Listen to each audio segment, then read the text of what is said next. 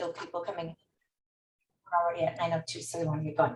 Okay, thank you guys for joining us. I am super excited to do this for you guys because I think Haley is amazing. She's a good friend of mine.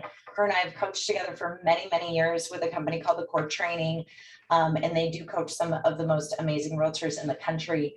So for her to be one of them and coach is pretty amazing.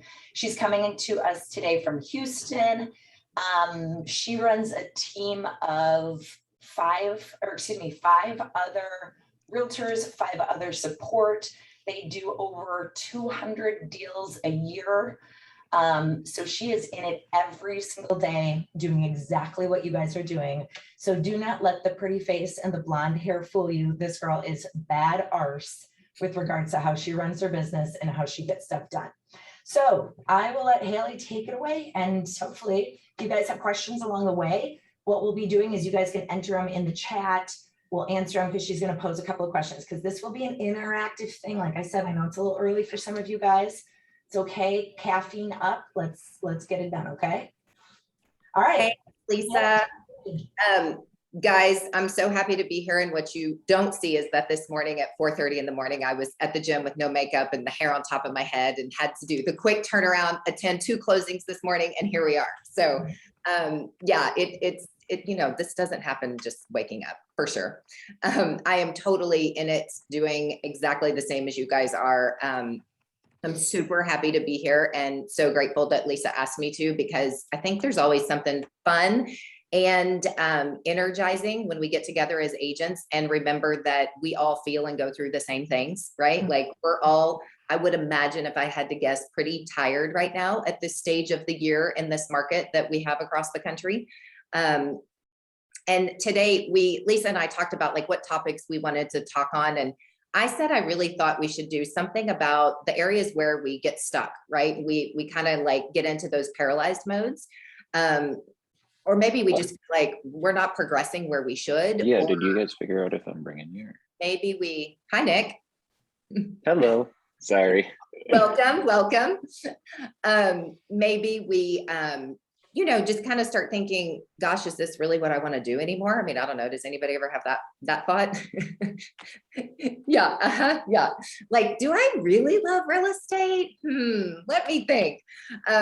So I thought we would talk about that because I feel like it's pretty common right now for all of us to be thinking all the same things when it comes to getting stuck. And now that we're like at the end of the year and we're really having to start thinking about 2022, it's time to kind of really get ourselves together and go, okay, what are we doing in the new year? Because the market's probably not going to change that much. And to kind of shift our mindset and get out of our exhaustion and go, okay, let me think about the little things that I can do to be grateful for the flood of business that comes in our waves. I don't know how it is in your market, but in Houston, it comes in these waves. I thought would be good. So I want us to be super intentional today in regards to engaging. I really want you guys to share and engage because I think we all get a whole lot more out of it than just listening to me talk nonstop. So I'm going to ask you some questions. We'll put it in the chat and then we'll just kind of make it a discussion. And what I want to do is go through kind of the top 3 areas that I really believe are the reasons why we get stuck on a much deeper level. But then also talk about the 3 really simple tactics that if we can put like these 3 little buckets together in our business and in our lives, all of a sudden we're able to move through the downtimes in our headspace a whole lot faster. And that's really the key, right? Whenever we get paralyzed or we start going, okay, this may not be what I want to do, the sooner we realize that's happening and we go, okay, what do I need to shift? The faster we move to the other side. I'll share with you guys a quick little story that I've done this for 22 years now. I do have a team of 10. We're at about 115 million in production this year. It's, not for the faint of heart. We'll put it that way, right? I'm not laying by the pool eating bonbons. And I have a coach and have had a coach for, I guess probably almost 17 years now. And he flew in a couple of months ago for us to do an all-day business planning day for the new year. And I was super excited. I had all my numbers ready and here's my agents and here's my lead count. Like I was like, all right, we're ready to go. And he goes, all right, so I just want to know what's your purpose in life. And I was like, what? we were talking about numbers and goals, like what? And he was like, no, like, what is your purpose in life? And I was like, man, I just really wasn't prepared for this. Like, I don't know, to like be a good human. Like, what do you want me to say? And we basically spent the half of the day talking about how I wasn't being super intentional on every decision I made, aligning with my true purpose that I feel is what I want someone to say when they're reading my eulogy, right? And it's a really deep question, but it made so much sense to me after we spent our day together, because all of a sudden I was like, oh, wait a minute. Maybe I don't actually want a team as big as I have, right? If there's a couple of agents that want to move on at the end of the year, maybe that's okay, because my purpose is to serve and coach and help others, but I can also do that in many other ways than just having my team. And so it was like little shifts like that, right? Where I was like, oh, maybe it is okay if I have 3 agents instead of 5. Maybe it is okay if I allocate my time a little differently. And it made me feel this sense of like a lift of pressure a little bit. Like I was giving myself permission to shift my decisions based on my purpose. And so it was one of that where I just felt like I wanted to share that story with you guys, because it was a piece where I went, okay, I don't know why I've been doing this 22 years and I haven't ever thought of aligning my decisions with really the true purpose of what I want to do. But I think it happens in our industry so much because we all get in the grind, right? We're doing the things, we're doing the deals, and it's go, go, go, go, go. And before you know it, you look back and you're like, well, there was 15 years of my life, and maybe I have some money in the bank, maybe I don't, right? That all depends on what choices we're making. But it's good to kind of go back in once in a while and do a check, right? Do a quick little check on ourselves. So when I say we get stuck, right? A lot of the ways that we think about immediately of getting stuck are, maybe we don't know if we want to grow a team. Maybe we don't have one and you don't know if you want to start one. Maybe you have a team and you don't know if you want to keep them that big, right? Maybe your production has been the same and you can't get over a certain hump and you just really can't figure out why. Maybe you've completely lost the drive and you really just are apathetic about all of it and don't care, right? Maybe we, and this is almost all of us, right? Maybe we have to do it to create a living and take care of our families, and yet we are literally miserable doing it. There's so many different areas that can just make us totally get stuck. So I would like you guys to like ask yourselves right now, if you feel this stuck, I'm a little paralyzed, I'm not moving forward, or I'm just frustrated, right? Will you guys enter into the chat for me your annual production year to date? So that way I know who's here with us and what you guys have done, and what your number one feeling of stuck or frustration is. It can be deal count too, like whatever you guys want to do. Give me some info. And you have a team. That's good to share too. I'll share something while everyone's kind of thinking about that, entering it in. So when you say stuck, it's really interesting because I'm working on a little newsletter this morning that I send to my business people. And this is what I'm talking about, that I feel a little bit tired and I feel a little bit like not very enthusiastic about Mondays. So I've really been pondering this. And I think one of my challenges is we used to see people all the time. We used to be right with humans all the time. Now, I know you realtors get to see your clients a lot. I don't. Right. So I'm on Zoom a lot. I used to be much more in your offices or having lunches or doing those kind of things.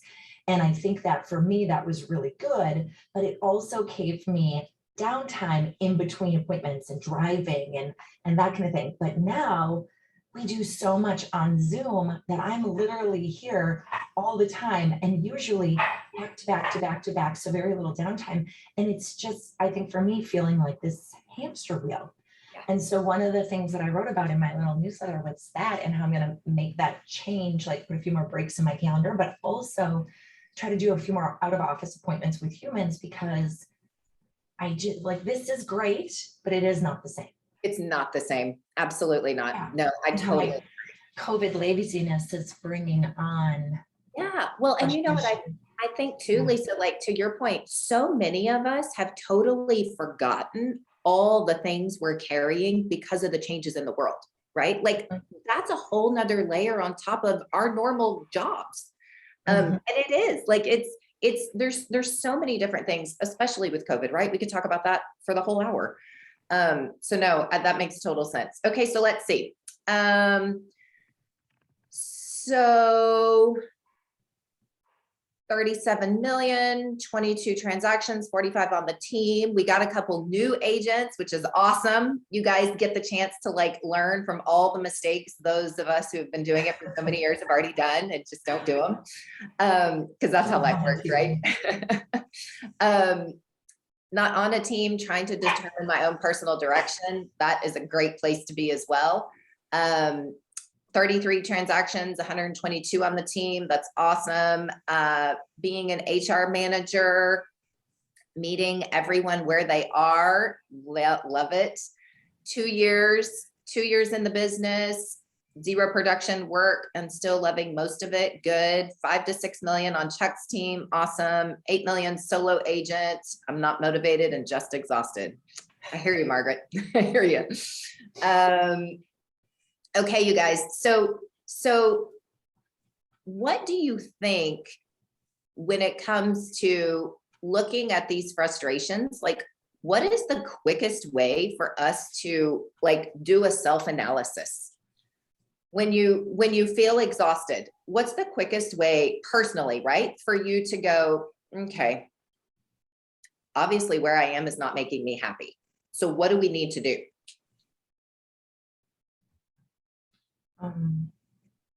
You guys can unmute yourselves and talk. I say reevaluate how you're spending your day. What are you doing that you don't like? And what are you doing that you do? And figure how to get rid of what you don't. That is it. Like that is literally it, Lisa, 100%, because there are so many things that we do because we think we have to, or we're supposed to, and it literally drains the life out of us. And they could be little mundane things, right? Like little mundane things.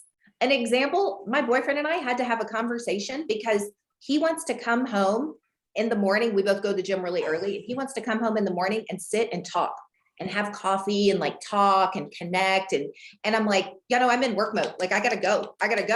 And then at night, I want to talk. I come home and I'm like, so how was your day? What'd you do? And he's like, yeah, I'm done. I don't want to talk.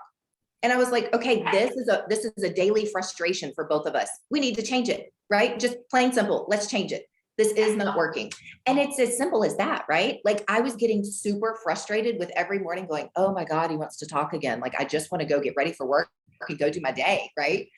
And that sounds so silly, but it's those little things that we all have in our lives. And it's a matter of going, okay, wait a minute, this isn't working for me. I'm going to change it. And we could take it into the team, right? Being on the team, whatever role you are on the team, there's so many different scenarios, but that awareness of going, I have to make a change. That is number one. And then doing the assessment. So what the top 3 things that I have found, and this is where I would say, you guys jot this down on a piece of paper because it's going to mean a little bit different to each of us, right? So you kind of do this little analysis within yourself, and really get clear on, okay, what are these 3 things for me? But this is what I really feel on a deeper level before we get to how they show up in our lives. This is the 3 that I feel are really landing and hit home the most with most of us. So that number 1 is the purpose, which also can be said as, what is your why? And I will challenge you, when my coach said purpose, my answer was, I don't have children. I'm divorced and I don't have kids. And I was like, I really struggle with that because I don't have kids. I don't have a family. I don't have to make money to take care of my kids. So I struggle with what my purpose is. And he was like, what? Kids are a part of your life. They're not all of your life. And I was like, well, I don't know. I don't have them. I just thought that was supposed to be my why. And he was like, no. He's like, you got to think of the whole eulogy is the best analogy, right? I went to a funeral for one of our huge builders here, one of our big luxury builders, and he dropped dead in his kitchen of a heart attack at the age of 60.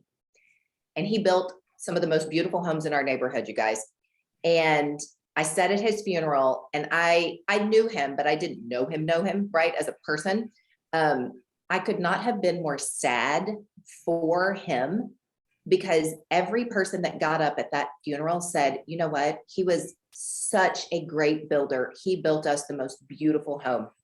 He did such a great job on the homes in this neighborhood. And then he developed this neighborhood. And then his son got up there, and his son said, my dad was the best builder I know. I hope I can build homes just like him. And you guys, that's all they had to say about him. And I sat there and I was like, that is never okay with me. Like, if somebody gets up at our funeral and says she did so many mortgages and sold so many houses, man, she was amazing. Like, not enough, right?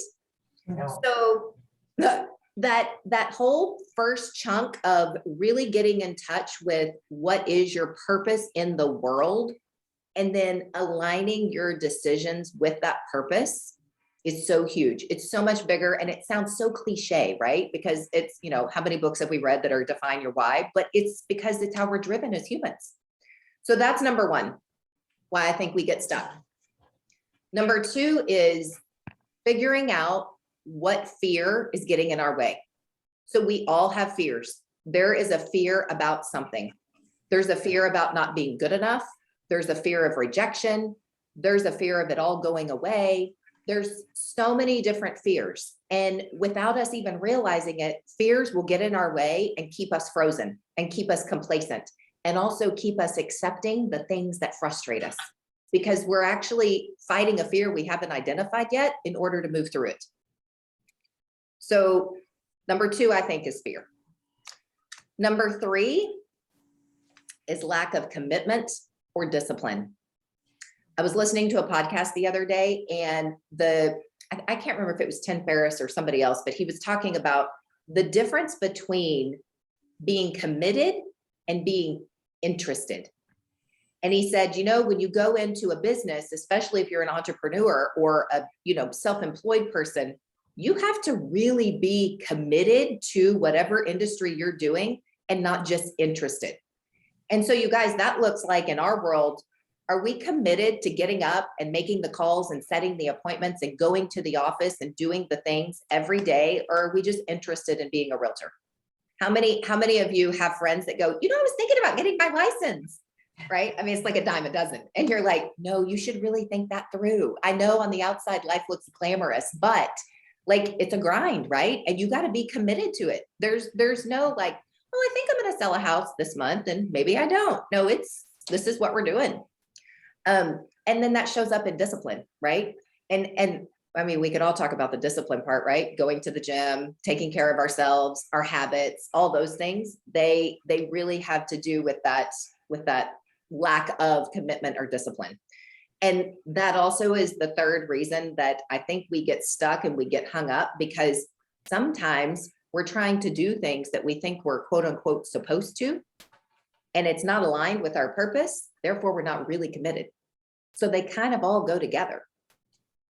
So out of identifying your purpose or your why, realizing that there is a fear that is holding us back that we haven't identified yet, or having a lack of commitment or discipline. Now, will you guys use one of those three and tell me why you think you're stuck or frustrated? You guys know mine. I mean, mine was really, it was the purpose. I mean, I'm super committed. I have fears, but I'm pretty, I personally like just push through them. Like, I'd rather just jump off the cliff instead of sit idle. But the purpose part really was getting me hung up. Fear of change. You're not getting many fears here because you're I all know. chickens. That's why. Come on, chicken. Mine is fears of rejection. Yeah. That's a sucky one for a salesperson. Yeah, it's hard. It's so hard, right? It's why I work on being so good, so like dialed in on the process and the experience, because I think that then will be enough so that, yes. No, Lisa, you are enough. You are enough. Fear of change, discipline, ADHD brain. I mean, I think all of us realtors have ADD or ADHD, right? Like, it's just what we have. That I totally agree. Managing distractions despite time blocking. Oh, so true. Lack of commitment until recently. Okay. Miguel, I would love to know what changed your commitment level. Well, what did change was a very, very obvious reason to me. I'm here in this country on my own with my cat. So I have no safety net, friends, family, in case anything happens. So I'm doing one way to make things happen. That means if I don't make money, I have to start sharing the food of my cat, or I haven't been there yet, but kind of. So, hey, I realize I'm still feeling a certain level of comfort. So I think until you get a certain level of comfort, you don't feel the need to change, because you're not enough in a discomfort mode. Yep. You need to feel uncomfortable to really generate change.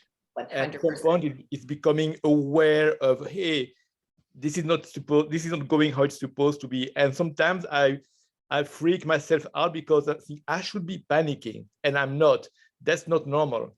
Yeah. So sometimes I feel like, okay, I have nothing going on, and I'm still fine. I'm still go to the gym. I still enjoy meeting people. Say I should be doing something else. I should be in production mode, and I'm not.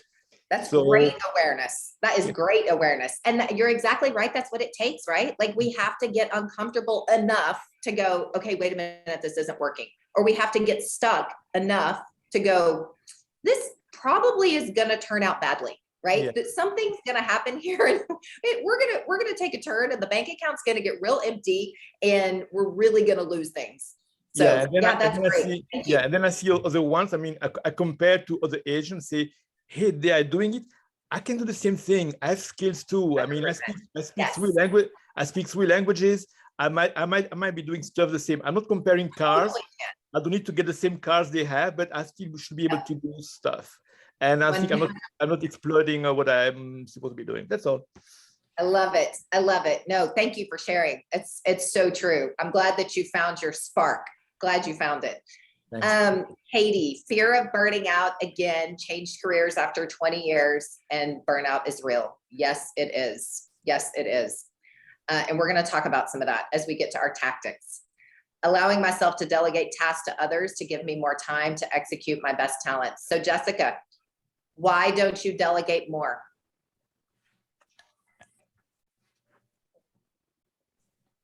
I had to figure out how to unmute this thing. Dear Jesus. Sorry, I'm sitting at a bus stop with children, so this is a little bit of a hot mess. Okay. I think after 19 years, and there's probably 10 people on the phone who know me and my personality, I'm kind of a control freak, and I know a lot of us probably are, which is what makes us successful. But my reputation is, I feel, at least from what I'm hearing, is really good. And I don't know that people can execute the way I can, and I try. And I've partnered with people in the past, and I can't even let go. I went to Dubai for 5 days, and I did a transaction in business class. I got a triplex, transaction, and did a deal in Dubai. I couldn't even take a break. And I know I need to. And so I'm shaking shit up right now and trying to make a change and get some little millennial rookie in that can speak the language to these little young kids, and hope to God it's going to work. But I just fear it. So my challenge for you, because you're right, we all are control freaks, but the need to control is actually rooted in a fear. I believe that. Yep. I know it's wrong. I just can't change it. I don't know why. It's my goal every year, and it has been for 6 years. But you know what? It's not like, I always think we don't need to label it right or wrong. It just is, right? It is. And it's a fear. And once we identify what the fear is, then we can actually get tactical about addressing the fear. So if the fear is hurting your reputation, then the tactic is you don't delegate until you train them properly, right? And then you put metrics in to track them. And then you're addressing the fear of, you're not going to ruin my reputation because you don't know what you're doing before you actually delegate, right? So, I mean, it's because it's all of us, right? That's why we're all friends and we're all realtors. We are all built the same. If there is any amount of ADD, fear, controlling, like driven personality, it's the realtor, right? It's just us. So 100%. yeah, thanks for sharing. That's great. Thank you. We'll talk about some tactics too that will help that. I'll have my pen ready. Okay. Finding balance between commitment to clients versus commitment to family. That's a great one, Lindsay. That's a really good one. And I would probably say that also is going to lie within the purpose and also a fear. So that's a really good one. And then Chuck says, burn the boats. The formula is that the further you go from the US, the bigger the deal that falls in your lap. I love that. Just get on a plane and leave the country. It's all going to be fine. Okay, but you guys are kind of starting to see, right? Like where I'm going with this. If we really don't get hung up in the weeds, right? Like you have to get out of the weeds in order to look a little bit deeper at what's going on. So when we talk about tactics to solve some of these areas where we get stuck on a deeper level, it's just like I was saying to Jessica, the controlling and the need to know that our reputation is protected is coming from a fear. And we could go many layers in that, right? It could be a fear of the reputation. It could be a fear of, the failure thought process of the other person, like letting them down, like fear of letting other people down is a really big driver. There's so many different things, right? So let's talk about some tactics. And you guys may do some of these, but I guarantee, because I know myself as well, and I've been coached for many, many years, none of us do these things consistently, right? And that is what I really am working on for 2022 is figuring out within reason, right? Like not setting goals for myself that are totally unrealistic because I won't be consistent. If it's unrealistic, it's never going to happen. But if it's realistic and it's grounded in my why, and I've really looked at my intention around every decision I make, then I should be able to be consistent with the goals that I set for myself. So I'm going to go through kind of the top 3 things that I really am personally and on my team, we are working on together to get really focused on these 3 tactical items to create some change and also make all of us a little bit happier. Because those of you on teams, like it trickles down, right? Like everybody's tired. My admin level of team, I mean, they're exhausted. They're literally spent. Every day I'm like, here's a massage, here's lunch, here's some Starbucks. What else do you need? Like, we got to keep going. But everybody's exhausted, right? It's just where we are. And yet we're super blessed to have the business opportunity that we have right now in this economy. So tactically, jot these 3 down. So here's the 3, and then we're going to talk about them a little bit deeper. So the number 1, defining your purpose and writing it down. Writing it down in words and reading it to yourself and going, yes, this is it. And every decision I make, I am going to cross-check with this purpose. So mine is to make a positive impact on every person that I encounter, even if it's uncomfortable. So when I think about having a really large team, right? If I'm spread too thin and I'm trying to be all things to all people, am I really making a positive impact? Probably not. So it was a high level way of me going, maybe I don't need to grow the team. Maybe I stay right where we are. And if one of my agents just had a brand new baby and she doesn't know if she's coming back, maybe I don't need to replace her, right?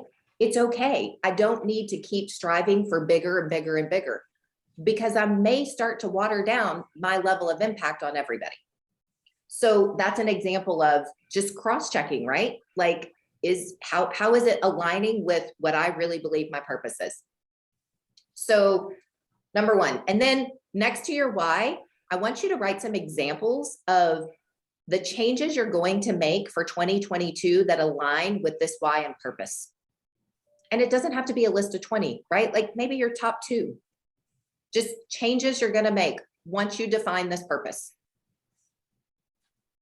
I will tell you one of my other realizations when it comes to my why, I lose my impact when I work 6 and 7 days a week. I lose it. It's gone because, we all get to the point where you just don't care. And then things start to come out of your mouth that probably shouldn't. So I now take Fridays off. I show up to my Friday morning leadership meeting on Zoom, and then I'm off. No matter what, I'm off on Fridays. Do you know how much happier I am to come back in the office on Monday morning? So much happier. Everybody wants to be around me versus, let's not talk. Let's just be quiet. Let's just let her sit in her office this Monday, right? I'm really not that bad. I'm exaggerating a little bit, but you guys know what I mean, right? We all get a little punchy. So for that first one, do that exercise. The second one, I truly believe that creating a weekly checklist for ourselves, a daily checklist for ourselves, and a monthly checklist are so important to keep us on track, right? When we reference the ADD and the ADHD, we all have it. But if we have a checklist that we hold ourselves accountable to go back to and go, okay, did I?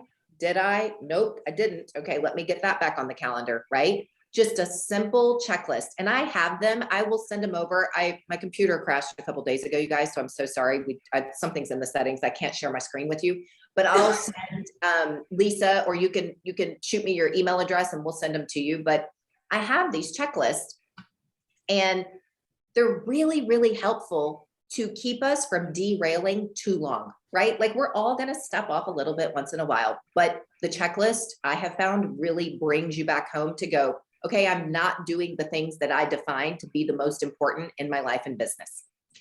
And then the third one is tracking everything. And you guys, why do you think we track everything? Why do we get on the scale every morning or 2 to 3 times a week? Because we need to know if we're going up or down, right? We don't know if we don't track. And why do you think we don't track? Because we're afraid of knowing the truth. Has anybody not gotten on the scale because you're like, nah, I'm just going to give it a couple more days at the gym and drink some more water and then I'll get on the scale, right? It's the same thing in our business. Maybe we don't really want to know how many leads we're generating because internally we know it's not enough, which means we got to get on the phone and face our fear of rejection, right? Maybe we don't want to do a personal budget or track our expenses in the business because it gives us anxiety to know. But the reality of it is, if we just do it, we gain so much more power over our decisions because then we know where we are, right? So tracking everything, and I'm going to go through just some of the things that I really suggest we track for our business as realtors that's really empowering to us, is number 3. And these 3 things, you guys, in a very tactical level, address the 3 things that are much deeper and rooted within us as humans, right? So it's just about like the integration of putting it together, because those deeper feelings that we all have as humans are never going away. But our tactics, we can strengthen and pivot whenever we need to. So for the first one, you guys write down your why. The other thing that I was going to say is, I'm sure you guys listen to some of the economists just like I do, and it looks like the country, will probably have the same amount of business in 2022 as 21. I feel like that's been a pretty consistent theme. Like, there may be a few little things that are changing, but overall, nobody has said, oh, get ready, 2022 is going to dip, right? Which means we really got to shore up our energy and our tactics and make sure we're aligned with how much business we choose to do. And go make hay while the sun shines, right? Because in a couple of years, we may actually take a big dip. So we want to be prepared. So when you're writing down what you want that one thing that you really want to work on in 2022 is, and check it to see if it aligns with your purpose, think about how much business do you really want to do and work that into that why, right? Be clear on that. Yes, Miss Lisa? I've got a question, because this would challenge me. What is something tactical that you can work on to define your why?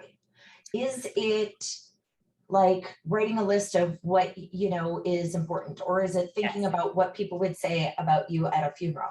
Is it writing a letter to yourself? Is it like, how do you get to that? So I think the eulogy is great. I think thinking and writing down, this is what I want my friends, family, children to say about me the day that I'm gone, hopefully at the age of 110, right? That is a great exercise. I also really love doing a values exercise, because when you make a list of your values and you really get in touch with what is it that I value, right? Do I value money? Well, why? Maybe I value money because it makes me feel safe and secure. Maybe I value money because I want to take care of my family, right? There's all these different layers, but getting in touch and doing a values list is also really helpful, because it's like we all forget that we need to get to know ourselves again over the years, because our perspectives on things change, right? As we age and we go through different experiences, and our kids age and our parents age, right? There's so many things that are happening in life. So I think a values list is great. The eulogy exercise is great. And then there's also the spiritual side of things, guys. Whatever your spiritual beliefs are, like just checking in with yourself. Am I living in alignment with what my belief is? Whatever that may be. Those are really good things to do. So as you get in touch with this purpose and this why, then we want to go to the tactic of really keeping it simple, right? So we don't need to be complicated. We don't want to make our days complicated and our responsibilities complicated, right? Simple is key. So when you think about creating a daily checklist for yourself, simple is key. And I'm going to read you, even though I can't share with you, I'm sorry, epic fail on the Zoom. But I'm going to read with you what's on my daily checklist. So a powerful morning routine, right? Having a morning routine is so crucial, you guys, because it sets your tone for your entire day. Entire day. I normally get up at 4:30 and go to the gym 4 days a week, except for Fridays. I didn't go yesterday because my day was just hellacious, and I was like, I'm just going to skip it. I was crabby all day. And literally by the end of the day, I was like, gosh, I was so crabby all day. And I was like, oh, I broke my morning routine, right? It's a habit, and our brains and the way we're built really need that morning routine. And it doesn't have to be the gym, right? The morning routine can be having a cup of coffee with your partner. The morning routine can be walking your dog while listening to a podcast. The morning routine can be doing some yoga stretching and setting an intention for your day. Whatever it looks like for you, right? If you have kids, I know I hear a lot that is really difficult to have a morning routine when you have kids. Well, guess what? That's where the discipline comes in, to get up 15 minutes before the kids to have your own personal morning routine. So defining what that is for you, I think on a daily checklist is huge. So morning routine, jumping on and checking the market, so that no matter where you are, you can have an educated market conversation, right? So whether it's pulling hot sheets in the neighborhood, knowing who just listed, knowing if a new listing popped on, we need to always be ready to prove that we are the expert. And if we have no idea what's going on, who's listed, who's sold, what the rate is for the day, do we really sound like the expert? Because nobody actually cares how many houses we've sold. They want to know what we know right now, right? So jumping on, checking everything, being the market expert, touching base with your team, whether it's a quick huddle, whether it's a Zoom call, whatever it is, but that touch base with your team, if you're on one, is crucial, because it sets the tone for everybody's day, right? If you run a team or lead a team, doing some sort of quick role play, also great. Like throwing out an objection with one another, right? Like I make them give me objections too. It keeps us sharp. It keeps us on our toes. It also engages our brain, which then makes us feel like we're making progress, which then makes us feel happier, right? So these little things, and these are like 5-10 minute things, right? This is not something that's like, well, there's 3 hours of my day. No, we're moving through these.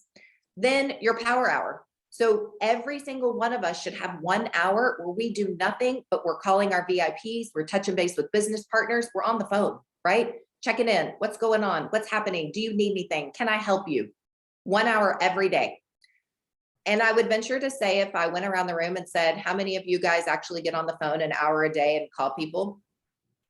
The number would probably be a little low, just based on the coaching that I've done all the years, because it's hard for all of us, right? If I didn't have my assistant who put it on my calendar, who put everything on my desk and said, go do it, I'm shutting the door, I wouldn't do it.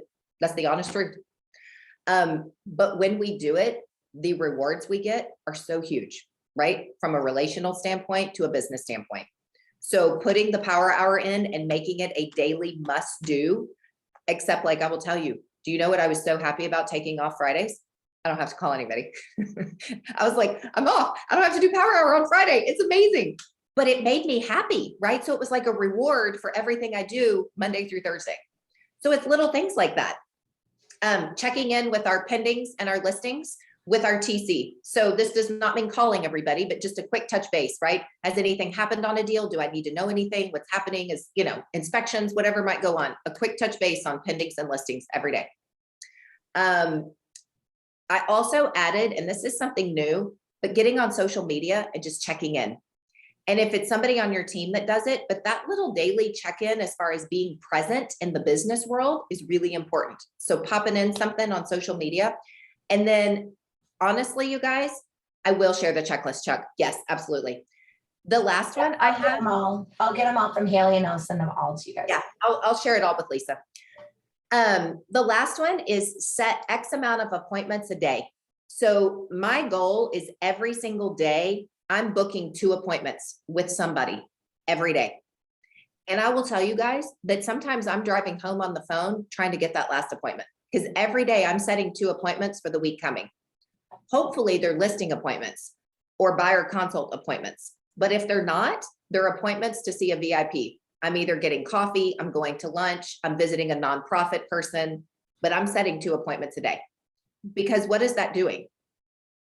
Filling my pipeline for next week, also managing my calendar for next week, also helping me feel driven to next week, right? Like it's multi-layered with the benefits. So that's the daily. Then I have a weekly, the weekly, I'll just run through it and I'll share it with you guys, but do one thing a week that aligns with your purpose. So if your purpose is to give back, then you should probably sit on a board or do something with a nonprofit that is close to you. And one time a week, you're checking in with them, or you're stopping by, or you're doing something, right? And it doesn't have to be a big time commitment. It's just a quick one thing that gives you that intentional, I did something that aligns with me. Check out your competition, review your numbers, go to your coaching sessions, have your team meetings, review your projects. Are they done, not done? Calendar time to work on your business. Make seller calls. Everybody should be calling your sellers every single week on schedule. Touch base with your marketing plan. Is everything good? Are we on check for what's going to wrap up for the month for everything you're doing for marketing? Book appointments, list how many homes, sell how many homes, how many closings do you have, preview any properties you need to if you're a buyer's agent, and then prep and hold open houses. So that's a weekly checklist. The monthly, be your own CEO. So review everything in your business every month, right? Everything. You should know every dollar in, every dollar out. And did you do it with intention? Also, if you have a team, you should be having a monthly checklist of how everybody on the team is doing every single month. Review your plan to your actuals, right? So go over what did I set the goals for and what did I actually do?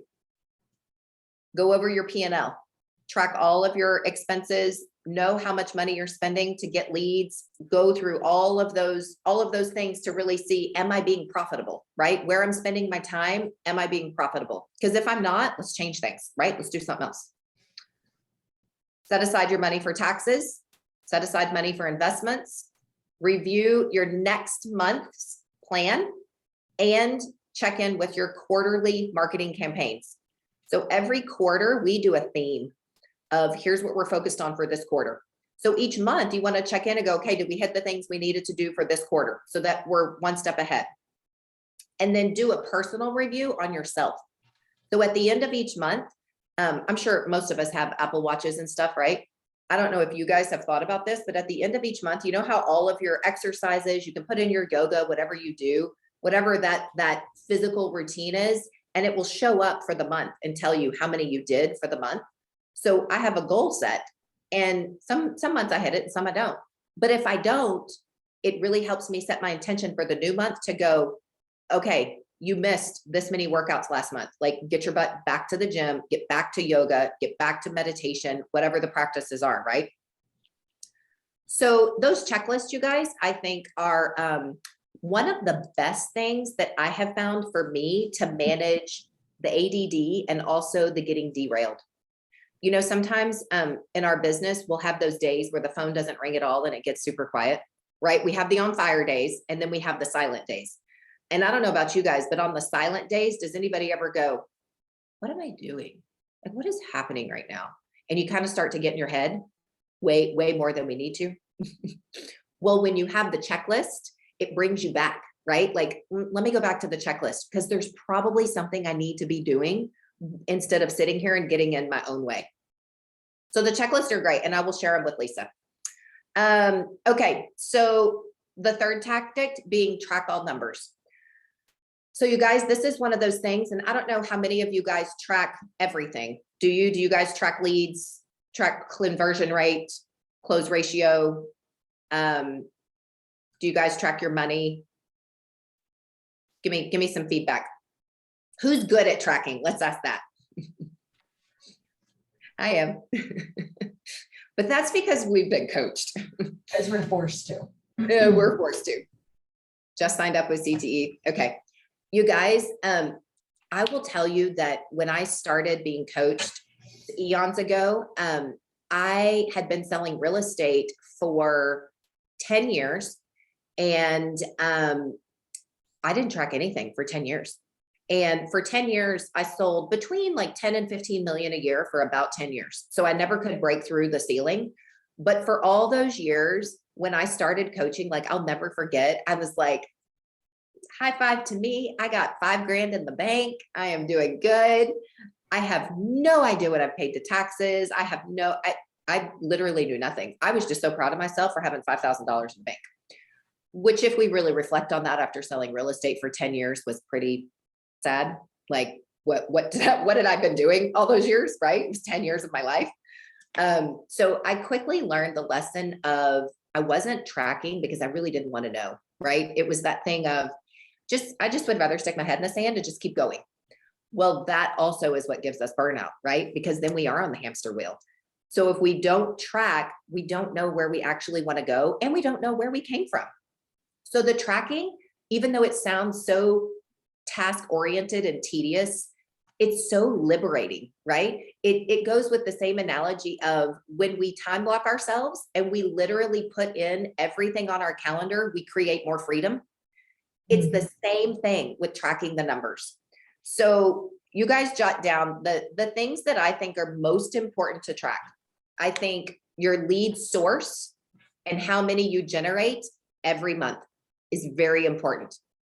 Because if you don't know where they're coming from, how do you know where to market to? Right? So tracking lead source and count every month. Track your conversion rate on those leads. So out of every how many do you get, are you actually closing and getting on paper?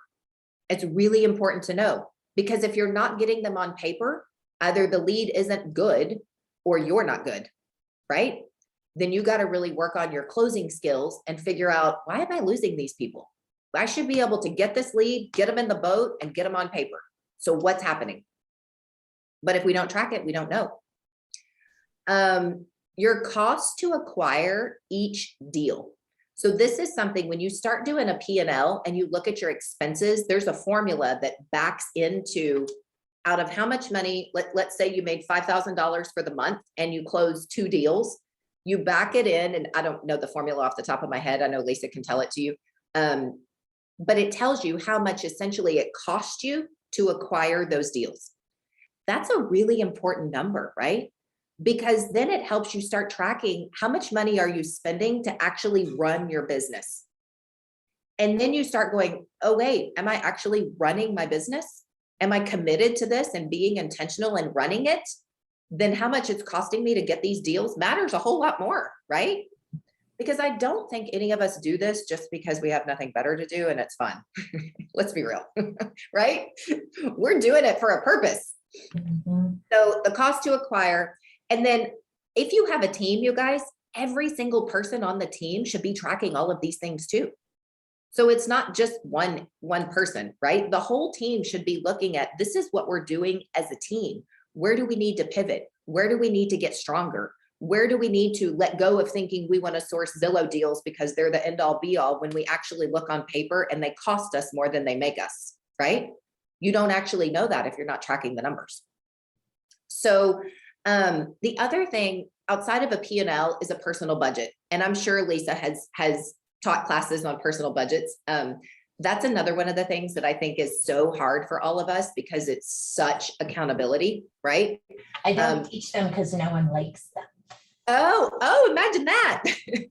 Well, I hate them too. But I will tell you guys, after doing a true personal budget for, we'll just call it 15 years, right? 15 years. I am blown away at what I have been able to do financially. I'm blown away. I never in my life would have thought that a little girl from the country that just sells houses could actually save as much money as I have saved. And I own 2 homes. I own a building for my business. Like I have actually made some purchases and I still have been able to save money. And no, I haven't put kids through college. Like I get that all the time. But you don't have kids in college. I understand. But with intention, we all put money where it matters most. So the important thing about the budget is you're giving yourself the freedom to make those decisions, right? So the personal budget, I think, as far as tracking is really, really important because it's also that self-accountability. And then you get to increase your level of discipline, right? So the first personal budget that I did, I remember I spent $600 in 1 month on Starbucks. That's absurd, right? Like what? I probably had to lease one whole house to just pay for my Starbucks. I didn't know until I tracked it. So then all of a sudden my Keurig became my best friend. It's like a silly analogy, but it is truly something that I did. That why would I go give Starbucks $6 a cup instead of put it in my bank account to do something with that actually brings me happiness, right? And drink a cup of coffee at home. Little things, right? It's those little tiny things that actually start making a difference and turning the numbers shift. And outside of that, the other thing, you guys, as far as tracking that I have found to be really important is setting a dashboard for ourselves. So my dashboard for me is listings because I don't show buyers anymore, but I carry the listings for my whole team. So I feel a very big responsibility to keep my listing inventory high. So they have open house opportunities. I'm generating buyer leads, and listings are really the mainstay of real estate. We all know that, right? So for me, tracking my personal dashboard of how many listing appointments I go on, and am I carrying 11 active listings at all times? Hands down, that is my focus. And that is my dashboard. So creating whatever that is for you, I think is also really important to track because then we know what we got to do, right? Like just the other day, my active listings dropped to 6 because in our market, we have no inventory. It's ridiculous. It's worse. Is it? Yeah, it's crazy, right? It's the inventory is like non-existent. And I think it's kind of all over. But that personal dashboard to get, like, I got on the phone and I got 2 listings. And it's those silly things like, I'm like, oh, wow, I'm actually pretty good at this. I should call for listings every day, right? But without tracking it, we don't know. So 3 things tactically. I hope you guys jotted it down. I'll send you the checklist, but it's define your purpose and your why and put a couple of tactics to it for what you're going to do to make change for 2022. Create your checklist. I'll send you examples and start tracking everything. And if any of you guys want to email or have a quick call with me after this, I will be happy to tell you the programs and what I do for tracking if anybody's interested. So, thanks for listening to me. I will open it up for Q&A real quick and see what you got here. My team structure. Shall we just jump in? Yeah, go ahead. We've got a couple of questions in the chat. So I think Jess asked, what is your team structure? Ellie, I don't know what Ellie means, but director of operations, buyer rep agents, 1 TC. How do you not? Yeah. Yep. So I am the only listing agent on the team. The other 4 agents only represent buyers. I do have a director of ops. I have a listing manager and a pending manager and a marketing assistant. I also just hired a personal executive assistant as well, just because with my coaching and things, my schedule's a little crazy. So But that's guys, my team. I didn't say this in the beginning, but Haley is one of the kind of early adopters for Compass Realty. And so she has some pretty big responsibilities for that company as well, versus just, so she's in the business every day, plus does a lot for that company Yes. organically. Okay. Yes, I teach a lot of our workshops and I manage some of our coaching programs. Like in November, I'm gone for a whole week teaching the nationwide workshops and things like that. So it's so fun, but it is a lot to manage. What CRM do I use? So we use Boomtown, and we also integrate with Compass CRM. They've got a really good on the back end. So those are the two that we use. We also just implemented this year a program called Sisu. And Sisu is a numbers tracking program that is pretty darn amazing, you guys. It really is built for teams. So if you're an individual, it's really more than you need. But if you're on a team, Sisu is really great. What is that? How do you spell it? SISU. If you're on a team, it does all the analytics and the goal setting for the whole team, like just automatically. And then it carries your pay log in the whole system and breaks down your GCI and splits and everything. It's really cool. Got it. Very cool. Yeah. Okay. Online platform for client reviews. We do Google, Google's first. We also do Zillow, we do Facebook, but Google's definitely number one. With the world being so interested and intense, and being in a career where you basically have given up the right to have an opinion, have you seen a shift in your social media presence? Oh yeah, that's a really good question. In your social media presence and client customer engagement, both personally and professionally? Yes. So I have always led my business where my opinion is neutral. I do not engage in my actual opinion with anyone publicly, you guys, and never have. I will tell you, my little community right now, this is the first thing I've done in 23 years of selling real estate. My little community is on the block to become incorporated with the city of Houston.